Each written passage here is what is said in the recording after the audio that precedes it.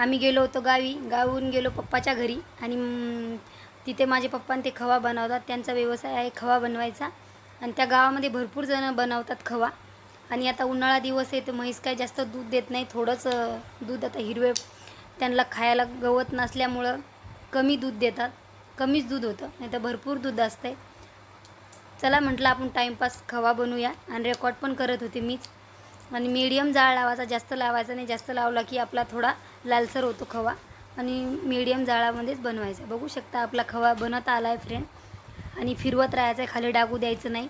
आणि दुधाला पूर्ण घट्टपणा आला आहे आणि व्यवस्थित फिरून घेतलं आहे. चला आपला खवा रेडी झाला आहे.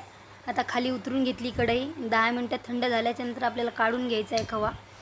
आता 10 मिनटं झालेत. आता वहिनी काढतात आणि मी शूट करते.